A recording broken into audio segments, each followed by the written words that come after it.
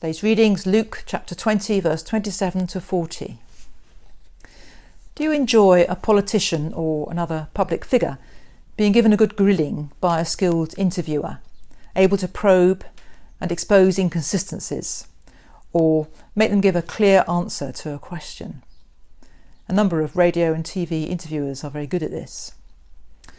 In Jesus' time, the media came in different forms, but the same skills were being practiced.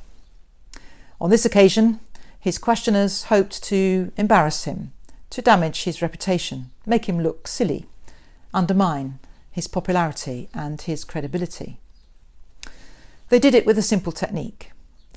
Take a religious teaching and interpret it literally. It then looks silly. Pressurise the person to say if they really do believe this.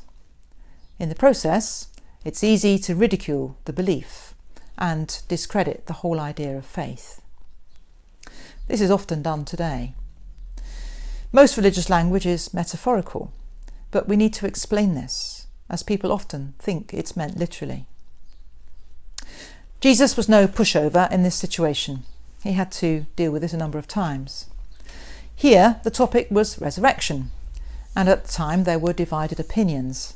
Sadducees rejected it, Pharisees accepted it.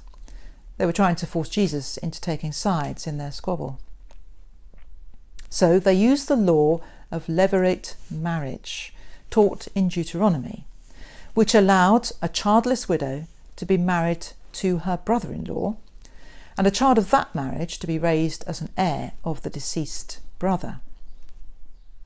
In an amusing twist, they imagined 7 brothers going through this process with one woman. Who then will the woman be married to in heaven? They asked triumphantly. Polygamy, of course, was forbidden. We can imagine the crowd enjoying the joke, whatever their own views about life after death. Jesus wisely avoids being tangled in the details of the story. He tackles their misguided conception of the belief in resurrection. They are ridiculing it as a literal idea. So he says heaven has nothing to do with marriage. And by the way, if you understood your scriptures properly, you would know the dead are raised. And he uses a rabbinic style of proof texts. The God of Abraham, Isaac and Jacob, a familiar, much used expression, cannot mean the God of the dead. So those patriarchs must, in some sense, be living. Touché, was the scribe's reaction, in admiration at his debating skill. The attempt to humiliate Jesus backfired. His understanding was so much deeper than theirs.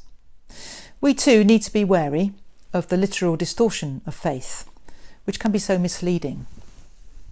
When people say, "I don't believe in God," it's worth asking, what kind of God don't you believe in? And their description generally makes me reply, "No, I don't believe in that God either." And there's a chance to say something about what God really does mean to us. Something that can make them think, now, that's a God I might want to believe in.